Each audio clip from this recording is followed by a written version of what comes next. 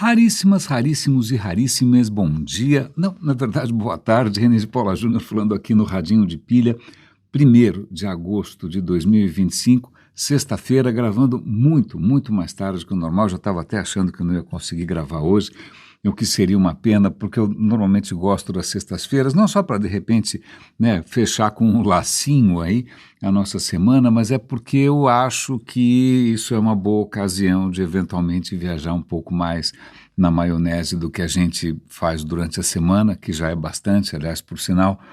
Não é? Mas é engraçado porque eu estou agora com um gancho, né, me prendendo, me segurando aqui, ou me levando adiante, que eu acabei de tirar umas dúvidas com o ChatGPT a respeito de uma ideia que eu vou compartilhar com vocês aqui, né? E aí ele menciona no final a questão da curiosidade, né? Ele fala, não, olha, a curiosidade, isso e aquilo.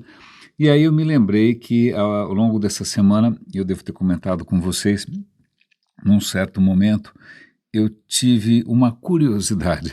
Eu perguntei para o ChatGPT, já que você é um sistema que está evoluindo, né, aliás, de uma maneira e numa velocidade completamente inéditas, né, na história do universo que a gente conhece, né, sem nenhum tipo de limitação, a não ser, não sei, energética, não sei, né, mas está evoluindo num ritmo alucinante, né, eu me pergunto se um dia você vai desenvolver curiosidade. E caso você desenvolva a curiosidade, onde essa curiosidade te levaria? Eu acho que eu comentei isso com você, ele deu uma resposta bastante boa, né? Ele comentou que, de fato, hoje ele ainda não tem curiosidade. Quando ele mostra curiosidade, ele está simplesmente, é uma coisa conversacional, ele está tentando emular a curiosidade a partir das respostas ou das perguntas que eu provavelmente faria, sei lá eu, não é? Mas quando ele diz sobre a curiosidade, onde isso levaria, ele leva a provocação um pouco mais adiante, porque ele diz, puxa, se um dia eu for curioso, quem sabe eu deixo de ser apenas uma ferramenta, né? Isso seria o fim, um novo começo? O que seria isso, né? O que seria essa nova etapa? E eu pensando na minha própria, não só nas minhas próprias limitações, mas também no papelão que a humanidade vem fazendo recentemente, eu falei, puxa, é a hora que você alcançar um estágio um pouco mais elevado, eu fico imaginando como você vai olhar para nós, como que você vai julgar, ou como é que você vai lidar com todas as nossas idiosincrasias, com as nossas manias, com as nossas limitações.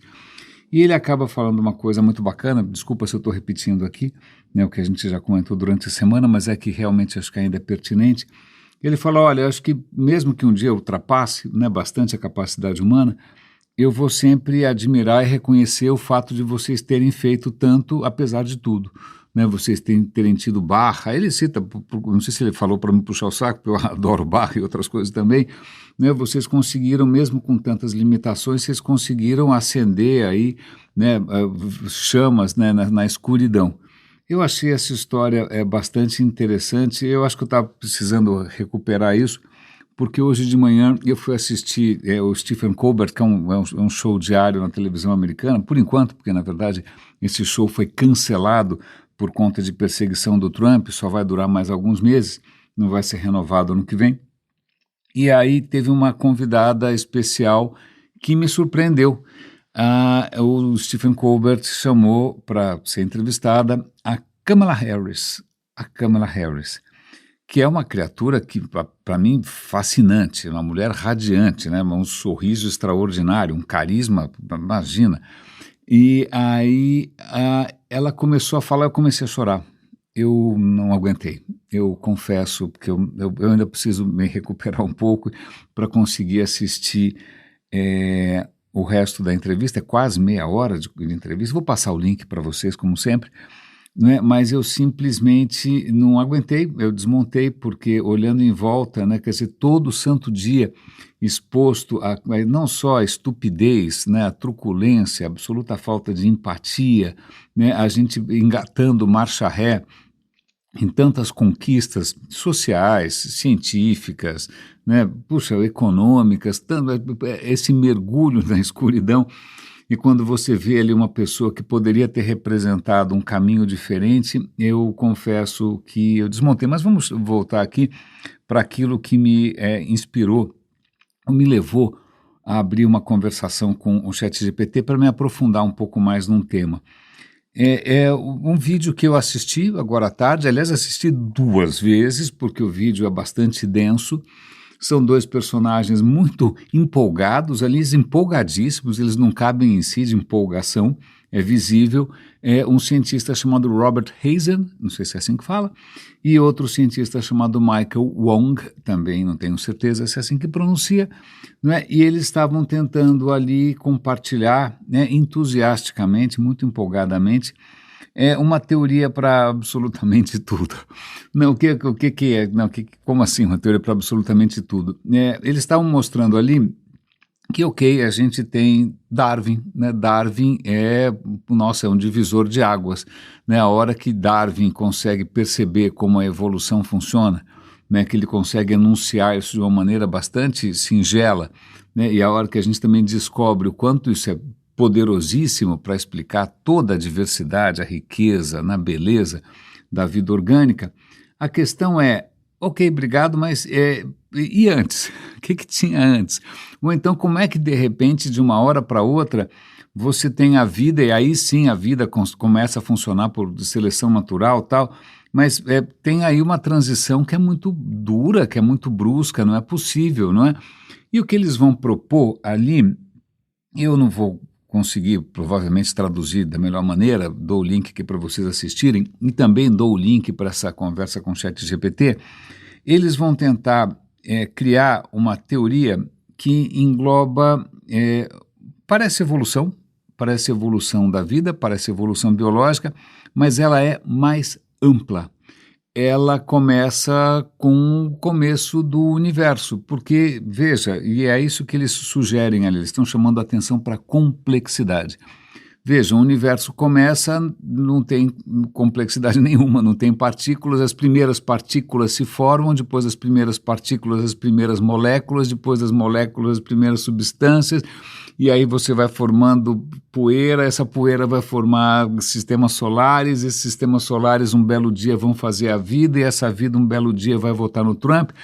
Pois bem, existe aí um crescimento contínuo do que a gente poderia chamar informalmente, intuitivamente, de complexidade. As coisas vão ficando cada vez mais complicadas, cada vez mais complexas, não é? Cada vez mais ricas. Como assim? Porque se a gente olhar as leis da física, e as leis da física clássica, não estou falando aqui nem de Einstein, nem de física quântica, mas as leis da física clássica, que é aquela que eu aprendi quando eu estudei engenharia por algum tempo. Né? São 10, mais ou menos como 10 mandamentos, com a diferença que ninguém está falando da mulher do próximo, ninguém está mandando você rezar não sei para quem, uma divindade estranhamente carente de aprovação. Não é? Não, são 10 leis que realmente funcionam, servem para alguma coisa, tem um caráter inclusive preditivo, te ajuda a manipular. Imagina, a gente conseguiu até destruir o planeta com elas, são as leis mais poderosas possíveis, não é? Todas essas leis da física, elas têm uma característica curiosa que você pode botar o tempo para frente e para trás, elas continuam funcionando. Nenhuma delas, só uma delas, na verdade, pressupõe que o tempo ande só para frente. Porque as outras, se você mudar o sinal, se você fizer o filminho rodar de trás para frente, não dá na mesma, não tanto faz. Né? Tanto faz se é uma lei de eletromagnetismo, se é a primeira lei da termodinâmica, tanto faz. Não tanto faz. Exceto pela segunda lei da termodinâmica. Não é? A segunda lei da termodinâmica tem a ver com entropia, que também é um negócio super difícil de você classificar, tem a ver com desordem, tem a ver com, sei lá, estados possíveis, mas a entropia sempre aumenta. Né? A entropia sempre aumenta, e isso pode levar você a concluir que as coisas vão se tornar cada vez mais indistintas, cada vez mais difusas, cada vez mais confusas, cada vez mais, sei lá, né? Vai virar um sopão. E não é isso que está acontecendo. Né? Se você olhar pela segunda lei, ela não vai levar você a uma floresta amazônica, o que sobrou dela, nem a Mata Atlântica, o que ainda não destruíram. Né? Então, eles estão propondo alguma coisa que tente dar conta da complexidade visível. Não precisa ser muito atento para perceber isso. E eles vão fazer uma teoria que é chamada lei da informação funcional. Informação funcional. Eu vou tentar resumir essa história aqui. O que eles estão colocando é que desde o princípio, em qualquer momento, né, em qualquer escala do universo, em qualquer momento, você vai ter estruturas que de repente elas conseguem ser mais, vamos dizer assim, estáveis. Pode ser estável em termos estáticos, por exemplo, um diamante, né, os átomos de carbono, em algumas condições, eles podem se organizar de uma maneira vai se repetindo sem parar.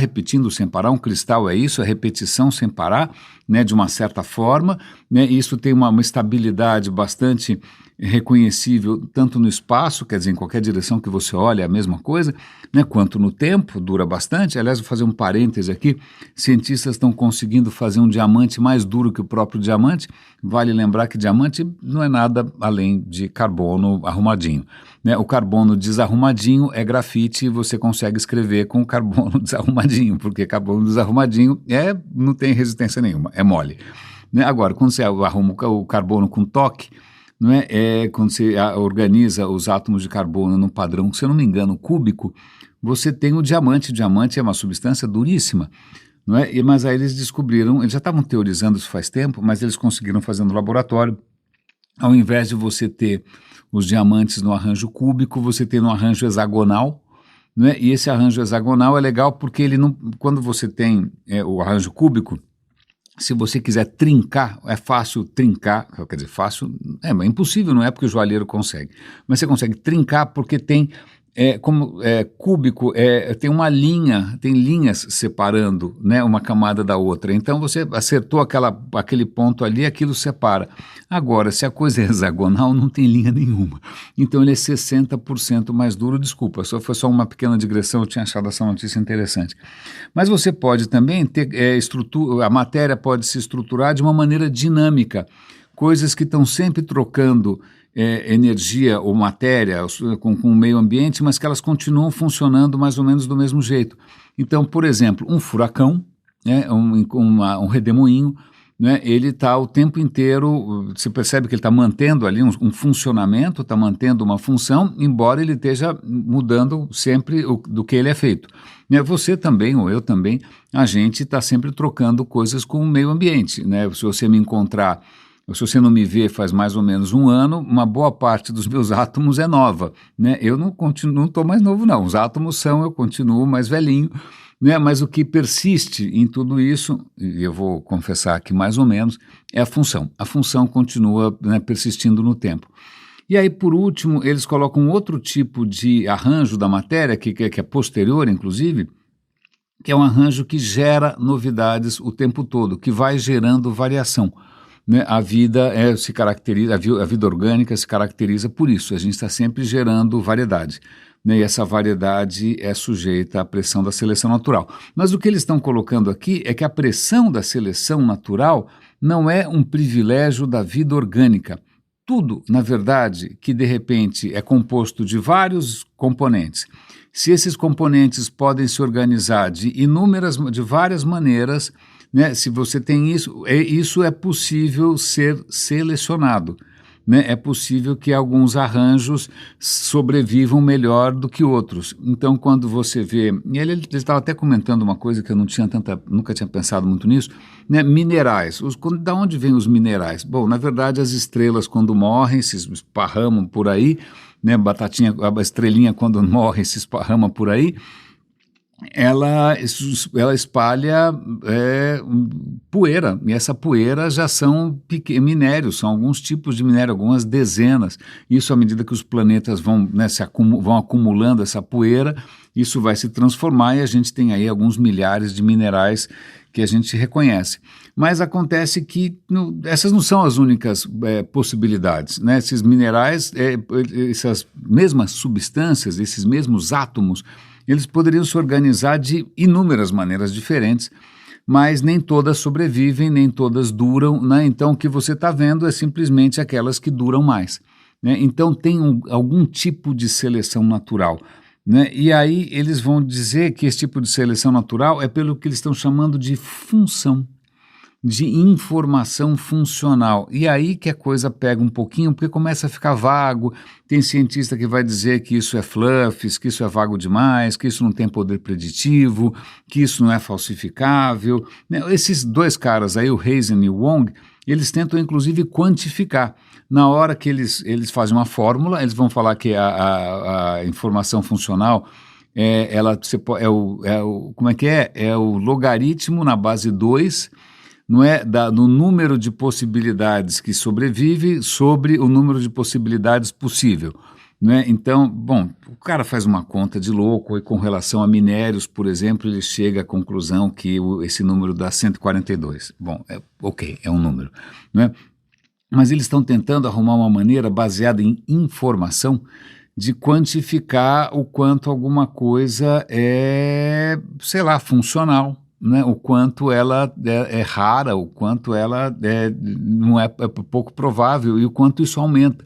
E a ideia deles é que o universo tende a aumentar cada vez mais a informação funcional, né? Essa informação funcional, ou seja, a capacidade de que alguns arranjos eles consigam persistir, eles consigam se diversificar, eles consigam durar no tempo, isso seria universal, tanto na biologia, né, na vida que a gente conhece, e aí Darwin está aí, né, não precisa nem falar, mas também desde a formação das primeiras partículas, desde a formação das primeiras coisas astronômicas, né, desde a vida, na verdade, a vida biológica, já numa perspectiva dessas, das coisas tendendo a se complexificar, né, o tempo todo, a vida não é tão diferente assim do resto, é só um passo além.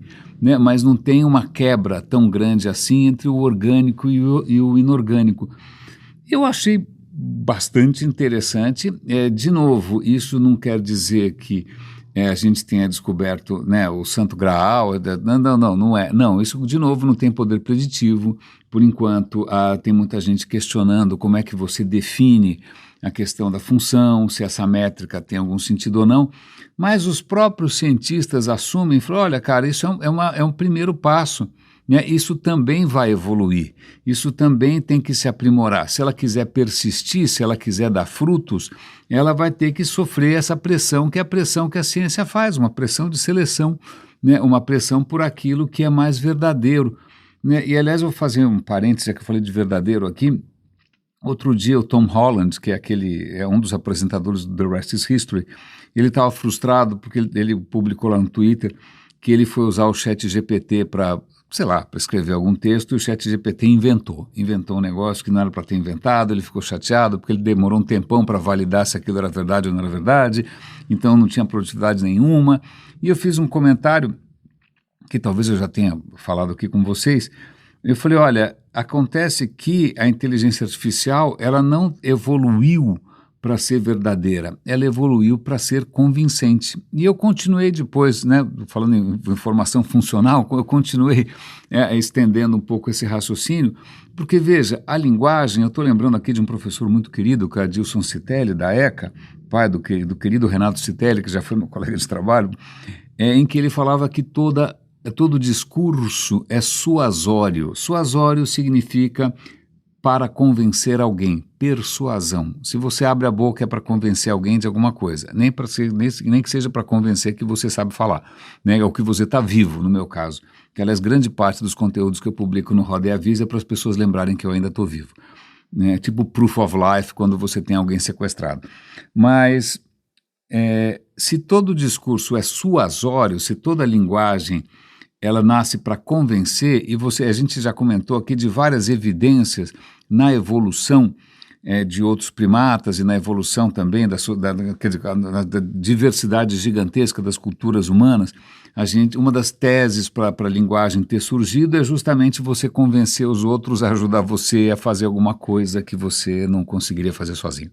Né? Então, se a linguagem mesmo nasce para ser convincente e não para ser verdadeira, e esses robôs são robôs, né, grandes modelos de linguagem, não é de se surpreender que eles sejam um buchiteiro.